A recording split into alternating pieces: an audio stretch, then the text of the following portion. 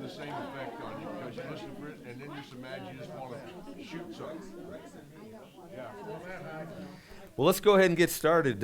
Revelation 17. Revelation 17. We see the accusation of the prostitute. It's the last part. Um, and if you don't have a handout, I have more copies here.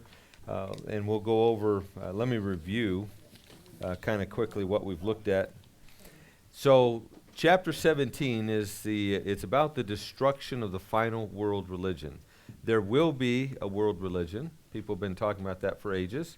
There never really has been a true world religion, but there's been some pretty significant and far-reaching religions. Well, there will be a world religion. It will be the final religion, false religion. And John is recording what Christ is showing him and talking about Babylon the Great, the mother of harlots or the mother of prostitutes, the abominations of the earth. And we've answered the question, how can the future religious Babylon be the mother of all false religion? And I think it's important for us to understand that in order to comprehend the Babylonian false religion of the future, it requires an understanding of Babylon's role in the false religion of the past. And we studied that, looked at it. Lots of texts in Jeremiah and a couple of the other prophets. And as we come to this first part of chapter 17, the prostitute is exposed, or the harlot, one of the seven angels, the seven bowls, the great harlot that will be judged. It's not an actual prostitute. It's not an actual person. But it is a religion, if you will. It's a system. And so we see her authority. We see her alliances with different power brokers of the world. We took a look at some of the description, things like scarlet and purple. We saw last time the abominations, her immorality. Her gold cup was full of abominations, of unclean things. And we took a look at that last time. And that brings us to where we left off, and that's verse 6. And the final thing, and if you do have your handout, is number 5 under Roman numeral 1.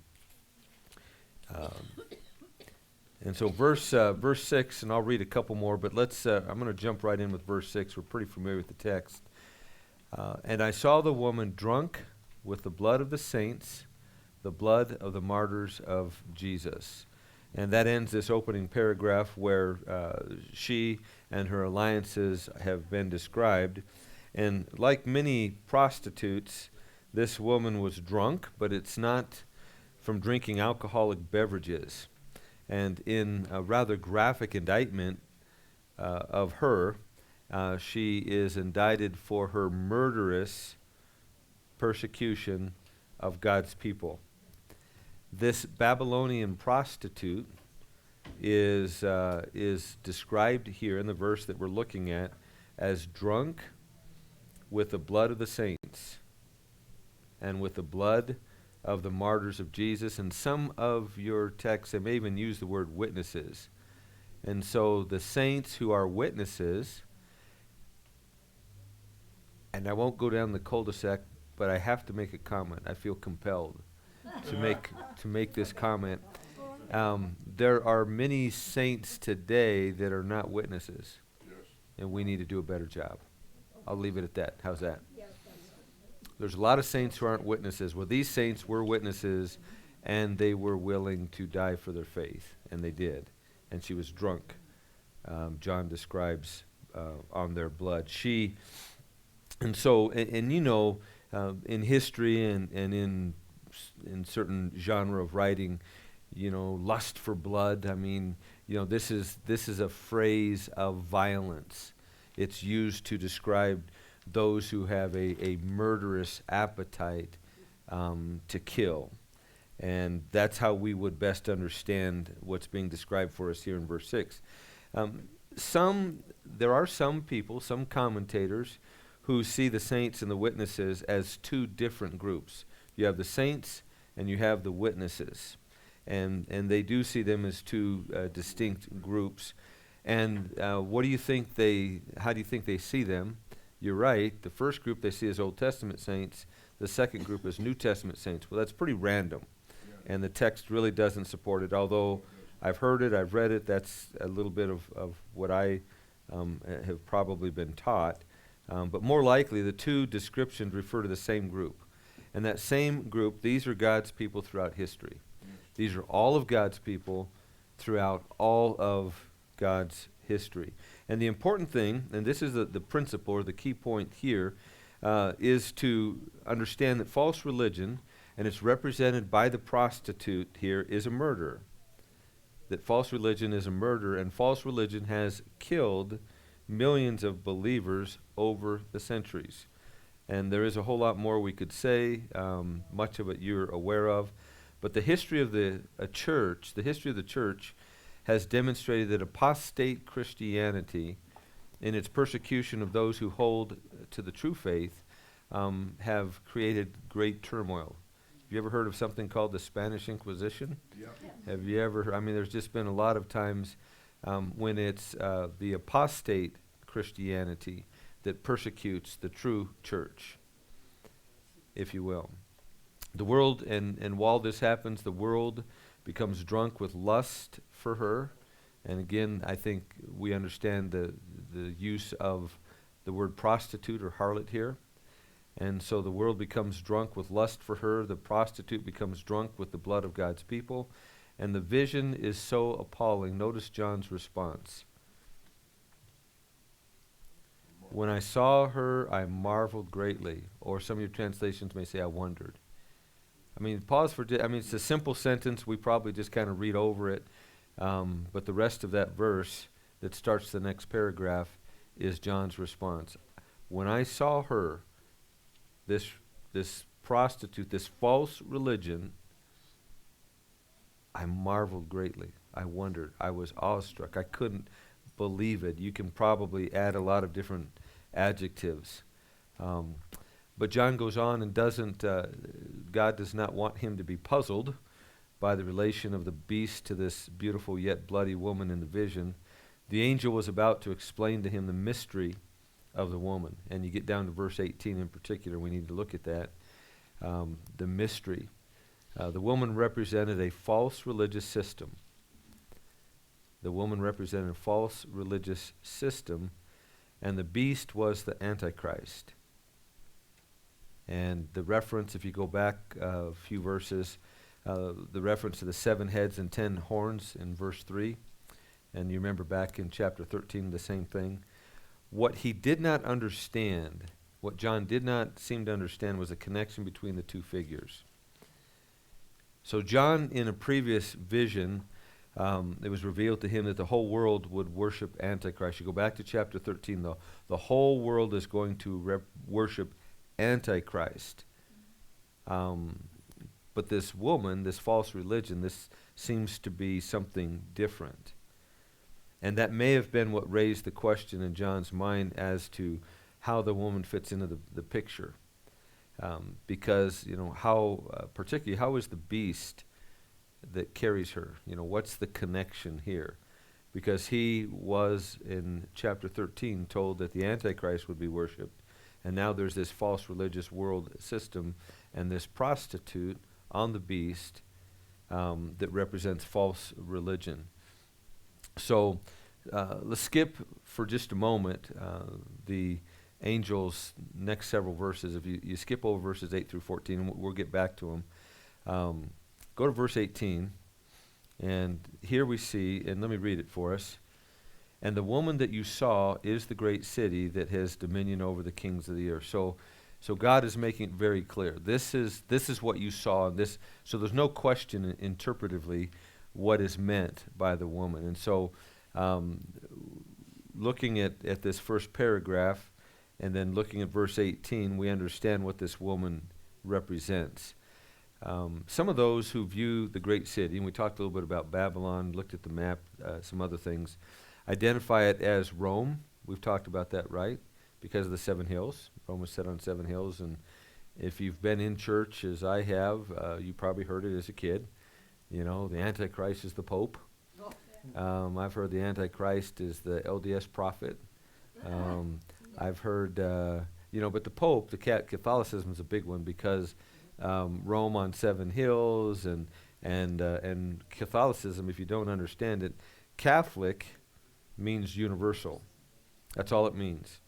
But the Catholic Church believes they are the true church, and all other religions and we would be one of them, who get Jesus right, who do certain things, we're part of the mother church. They just have it more right, but that's how they see the church, Peter being the first pope, et cetera, et cetera. And so we could understand why some would think that Rome is being referred to here. Some think it's Jerusalem. Some have thought it was Jerusalem, especially maybe while it was controlled by the Muslims, Jordan and the other, and which 4 centuries it really was when you think about it. Jerusalem was a Muslim city, regardless of whatever Jews may or may not have been there. And it wasn't until 1948, after World War II, by a exercise of the United Nations that they were declared a nation, given, say this is yours, and they came back. People don't understand that today when they see Israel fighting, how it became a nation. Of course, we understand God gave it to them in the first place. So what is Babylon? Is it Rome? Is it Jerusalem? Is it something? Is it Chicago, New York City, Los Angeles? Is it Hong Kong? Is it, we think of some of the large sinful metropolitan areas. What'd you say? Antarctica. Is it Yuma? Those, we look at those allusions, and you compare it to verse 1 of chapter 17. Then one of the 7 angels who had the 7 bowls came and said to me, "Come, I will show you the judgment of the great prostitute who is seated on many waters." And goes in to describe that a little bit more. If you look at Revelation 17:1, you compare it with Jeremiah 51. We've done that before. There's a lot of comparisons with Jeremiah, with Isaiah, and on and on. There's multiple ones, and I think we've looked at all of them so far. The description of Babylon's destruction that we get to in the next chapter, 18, also tells us that this is an actual city. First of all, this is not it's not symbolic, but this is an actual physical city. And if you look at, and we might as well take a quick glance at chapter 18. And Caleb, read verse 10, 18:10. They will stand far off in fear of her torment and say, "Alas, alas, you great city, you mighty city, Babylon, for in a single hour your judgment has come." And 18. And cried out as they saw the smoke of her burning, "What city was like the great city?" And 21. Then a mighty angel took up a stone like a great millstone and threw it into the sea, saying, "So will Babylon, the great city, be thrown down with violence, and will be found no more." So the description of Babylon's destruction here in chapter 18 suggests that this is an actual city. And I believe, and I think I mentioned this already, that where I land on this, and the most likely explanation and understanding, is this is the rebuilt city of Babylon. Yeah. You have a rebuilt Babylonian religion going all the way from to Genesis 11 to Nebuchadnezzar later, and now in the future. What makes the most sense? First of all, it's a real city. I think it's hard to push it back against that. And that it's going to be the rebuilt city of Babylon, and it's on the Euphrates. I mean, there's no question. It has to be. And last I checked, I didn't think the Euphrates ran through Italy yet, or some of these other places. You never know. I mean, God can do anything, and I truly believe that. But as of now, it has to be on Euphrates, and the Euphrates doesn't go into Italy or Israel today. And so this rebuilt city of Babylon is going to be identified closely with the Antichrist and with his world empire. There will be no separation of church or state, for sure. It will be empire and religion, and they will commingle and be probably one. They certainly will be identified together, and the whole world will know that. And the capital city of the Antichrist, this Babylon, will also be the religious city. And it's going to be the center of his kingdom, and the extent of his kingdom will be worldwide. It'll extend around the world. Now, the Old Testament predictions of Babylon's total destruction, you can look at Isaiah 13, you can look at Isaiah 14, you can look at Jeremiah 50, and then maybe even 51. Babylon, the Old Testament predicts its total destruction. And again, it favors identifying the great city with Babylon that is on the Euphrates River. The detailed description of those particular passages in Isaiah and Jeremiah in particular was only partially fulfilled. Now see, here's why people sometimes push against this. Well, that happened when the Medes and Persians conquered Babylon. And it was pretty devastating, but it was only partially fulfilled. The Medes and the Persians were the fourth world empire, and they conquered Babylon. Actually, it'd be the fifth one. And as the case is with a lot of Old Testament prophecies, those predictions have a near fulfillment and a far fulfillment. We've talked about that quite a bit, right? And I want to make sure we get that. That once you understand that, it helps get rid of a lot of the nonsense that is propagated to Christians, by Christians, well-meaning most of the time. And it would save you a lot of time, a lot of distraction, so you can read and study on stuff that really matters and, by the way, is true and accurate.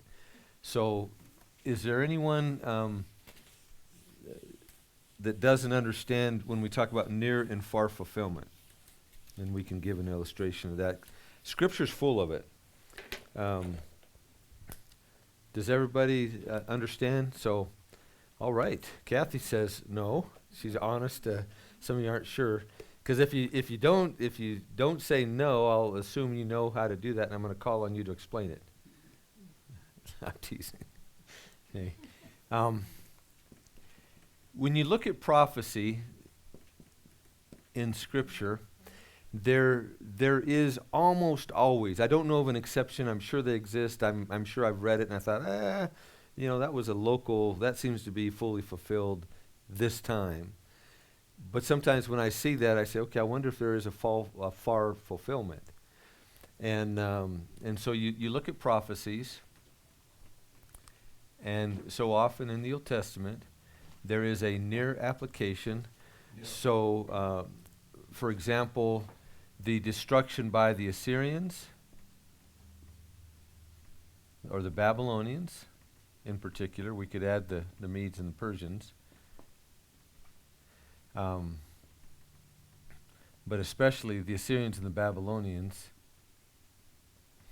We see that, and Amos, which we're studying Monday night in our Zoom Bible study, right around the corner, Syria is about to conquer the divided nation of Israel, the northern kingdom, the 10 tribes.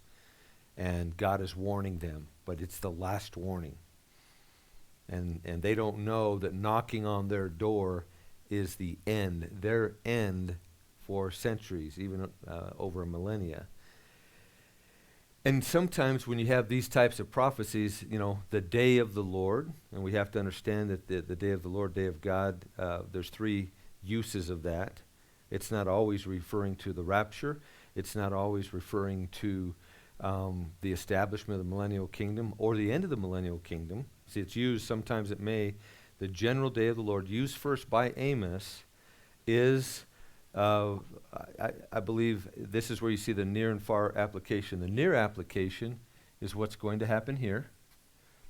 There's an intermediate application, I believe, of what's going to happen to the divided southern kingdom, the 2 tribes, Judah, where the Babylonians 150 years later are going to conquer them. So we could even say there's an intermediate application of what Amos is saying. Now, Amos is talking to the northern kingdom. I mean, that's clear.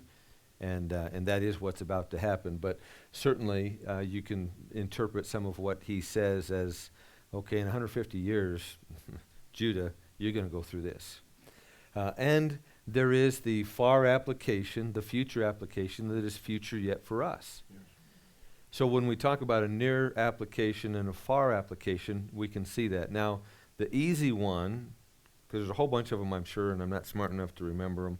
But the easy one, I picked the easy one, would be in the first century, and that's the destruction of Jerusalem. Okay, so we know there's the destruction of Jerusalem. And we also know Jesus spoke, especially in Matthew 25, 26, the end of Luke in particular. And you've got Ezekiel, you've got Isaiah, Jeremiah, you got the minor prophets talking about the day of the Lord and the future judgment. Jesus said that one stone going by the temple, that one stone will not even be on top of these. And these are big stones. Yeah. And if you look at Herod's wall, amazing stones. There's stones that are longer than this room, one stone. As tall as this room, longer than this room, with mitered edges. It's an amazing thing to see.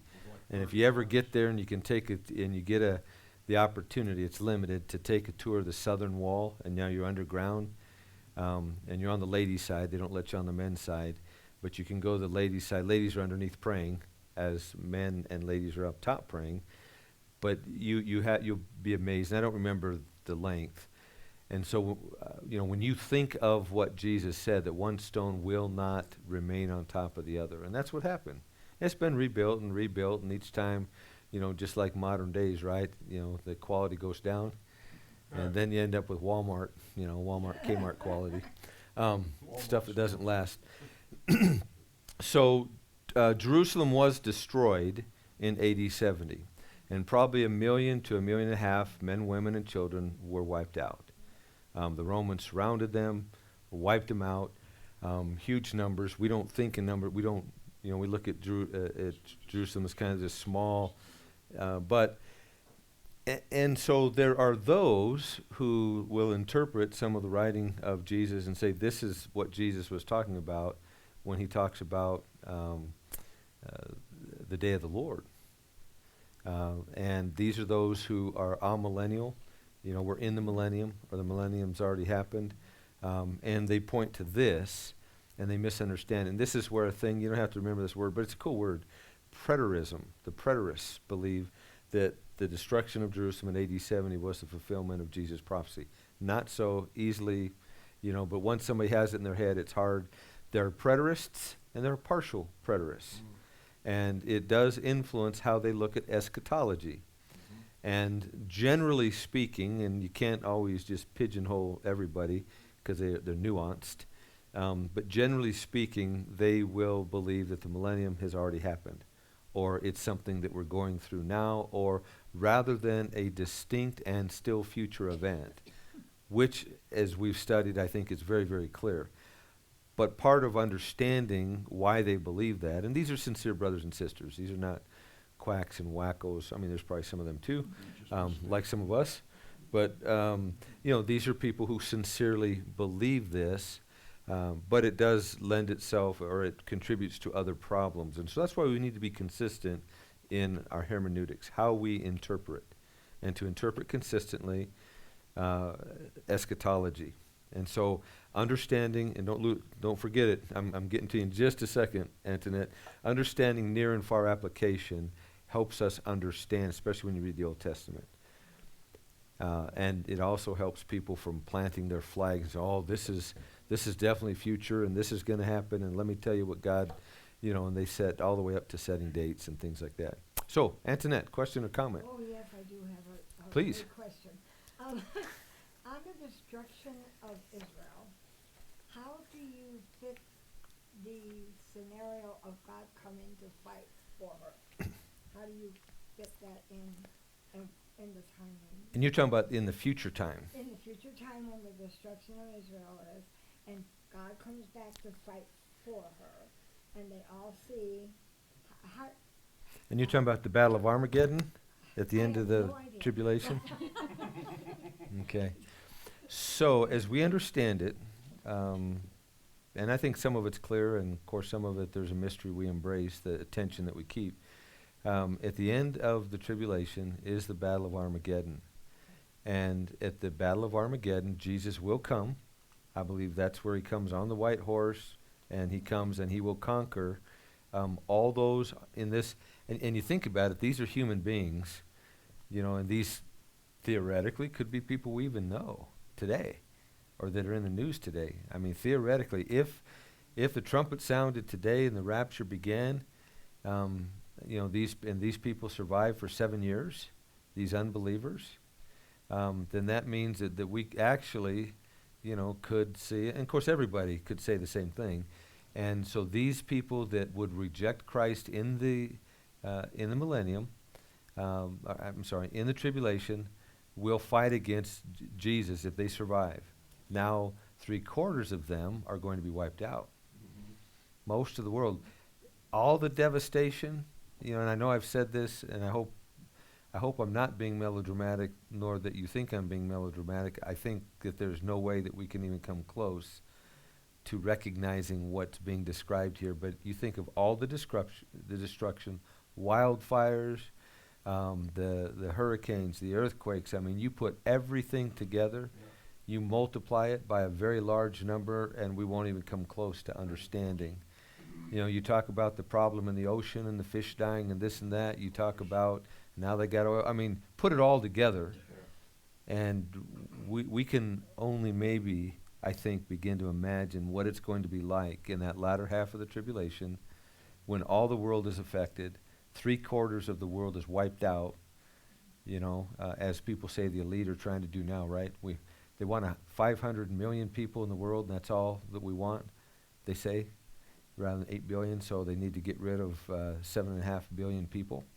And of course, if you're part of the elite, then you're part of that 500 million. I don't think I'm in that. So are we But raptured? there will be a lot. Yes, I believe we are.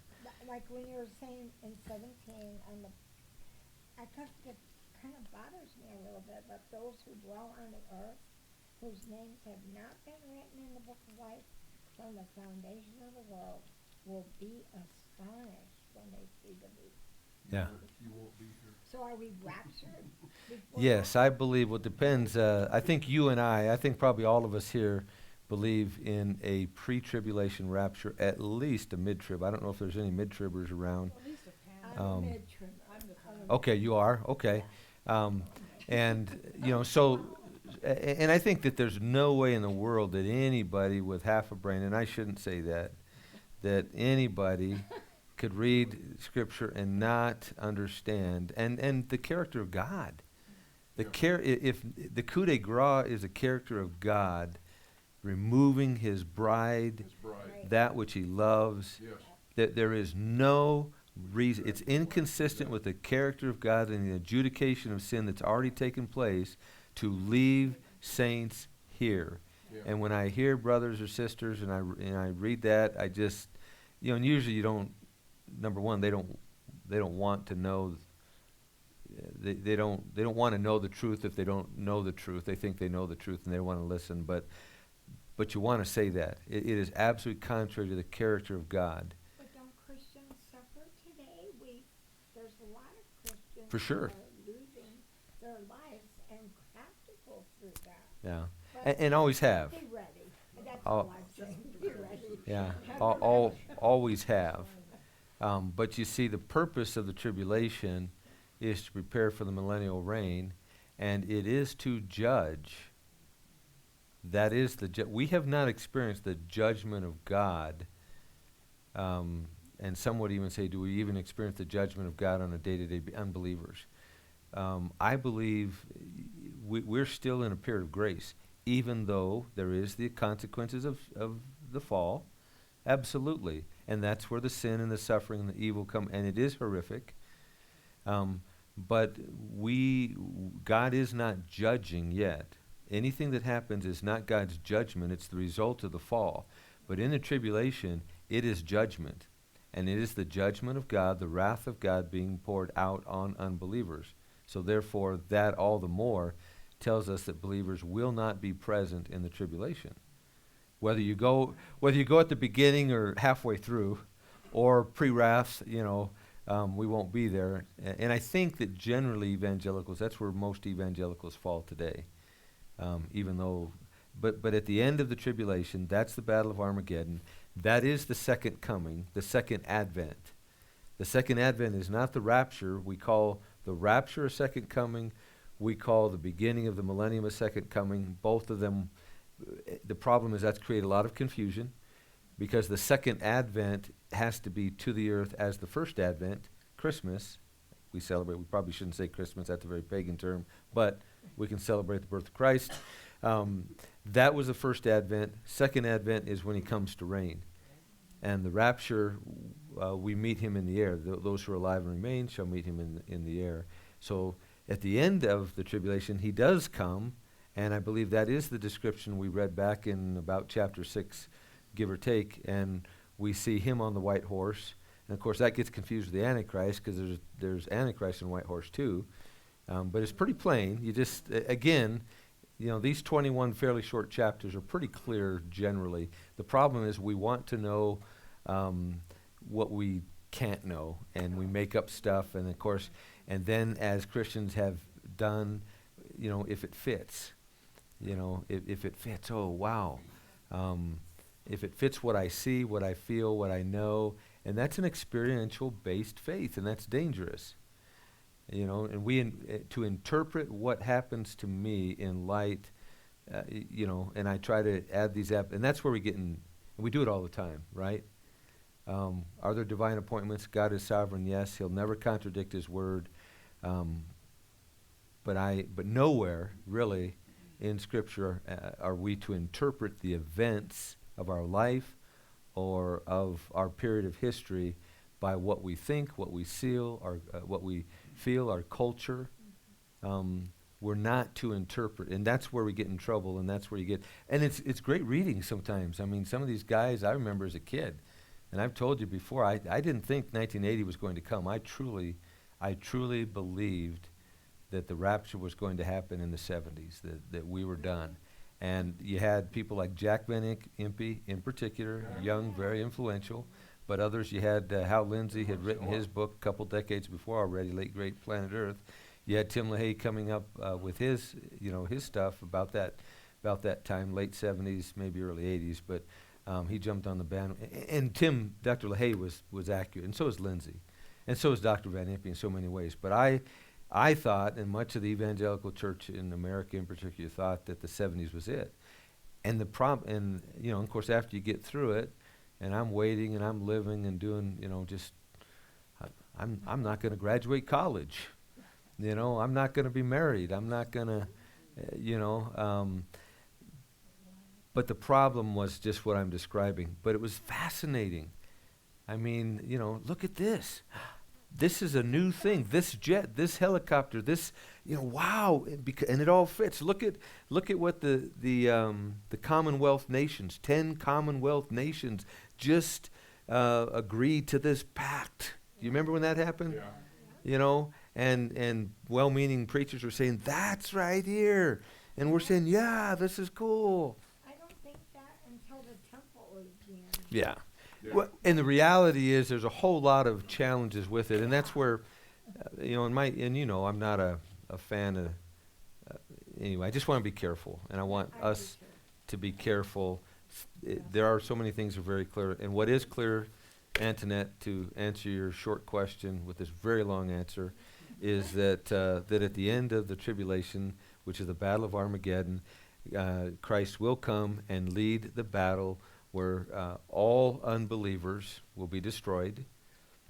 All those who were not, whose names were not written in the book before the foundation of the world, they will be destroyed, and Satan and all his demons will be sequestered, okay, for 1,000 years. Completely moved, no influence on this world for 1,000 years, and we will have the most perfect government, if you will, world government, because it'll be Jesus Christ ruling from Jerusalem. Yeah. I think that's where Christians will rule with him, because you don't need to rule in heaven.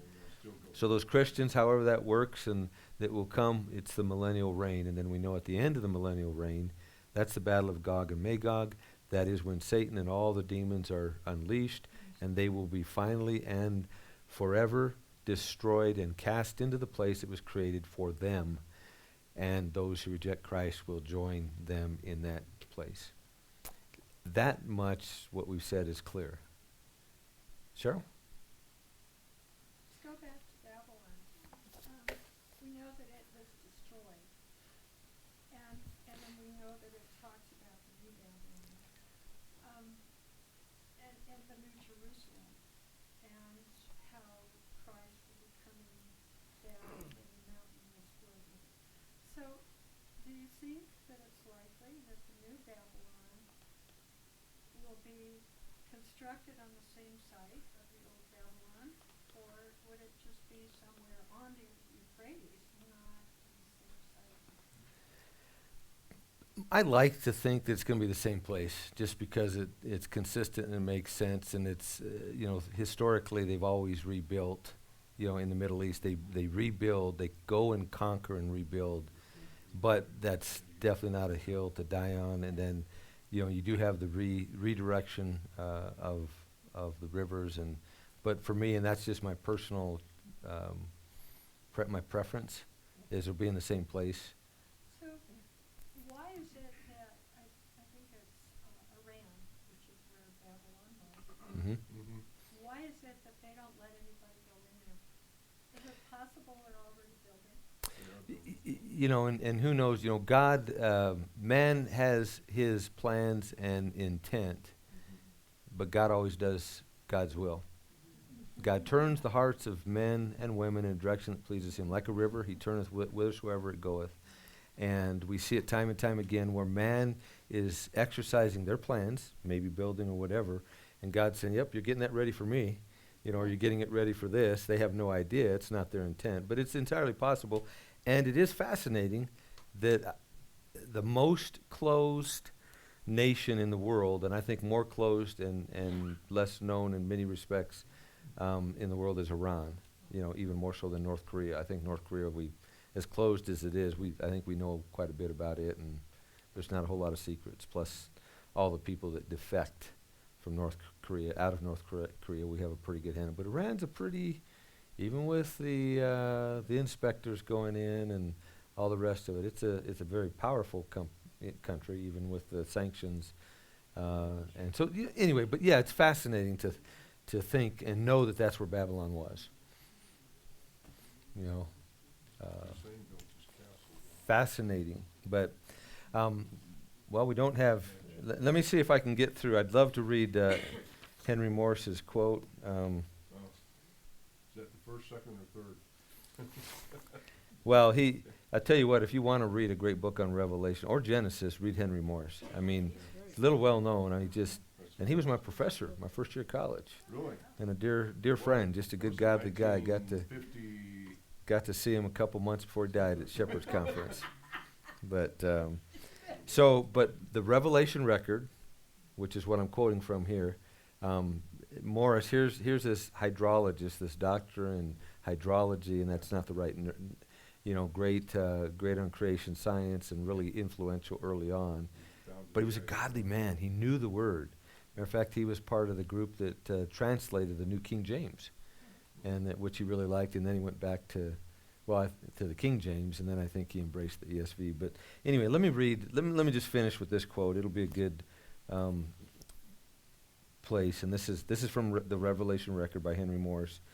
Babylon indeed will be permanently destroyed as recorded in chapter 18. And this is his commentary on chapter 17 that this comes from. But this has not happened yet.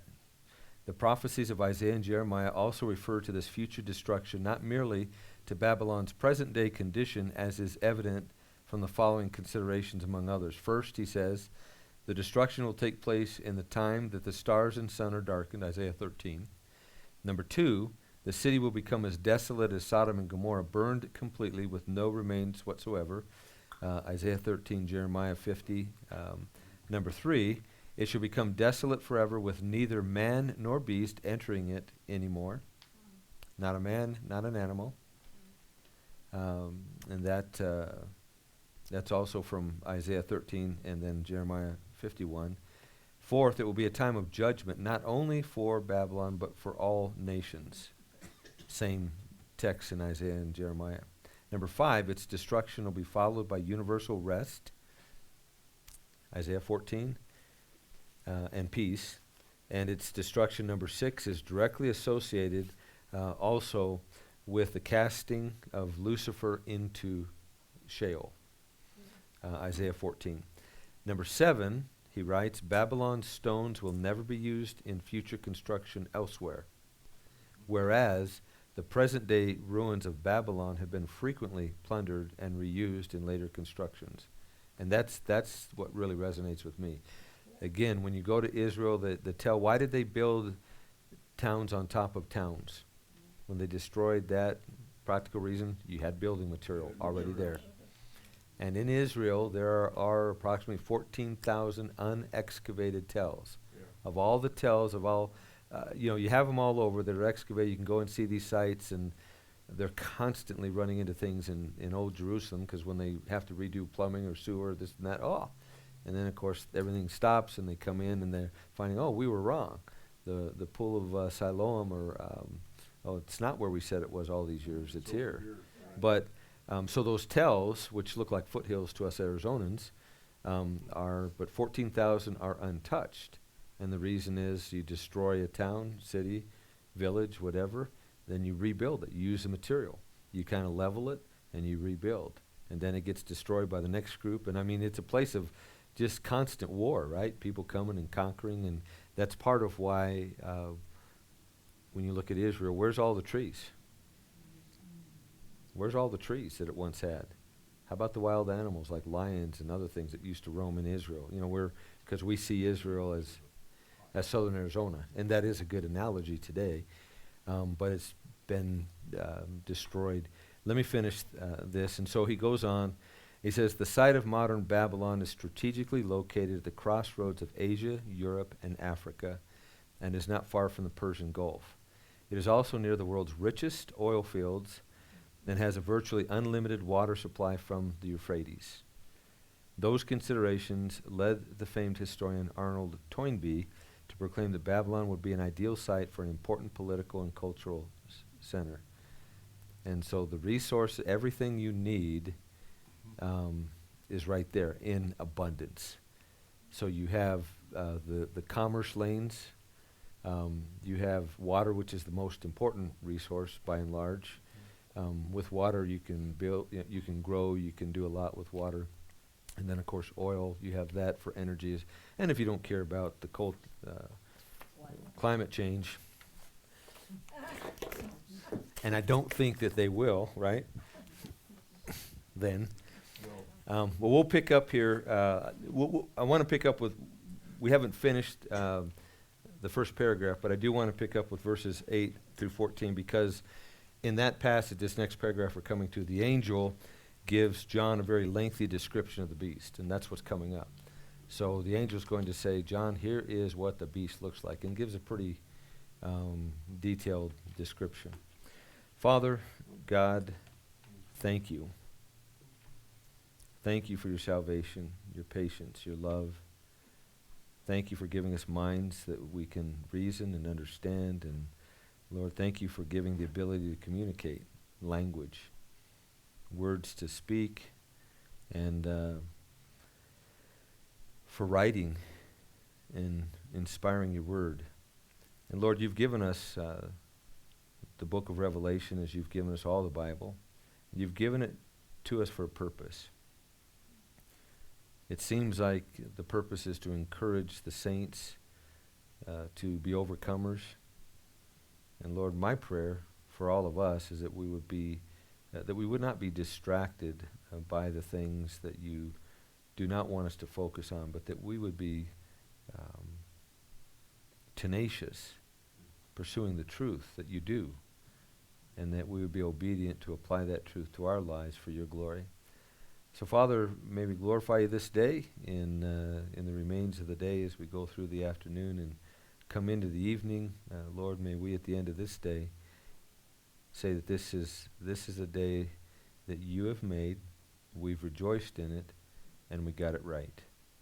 In Jesus' name, amen. Amen.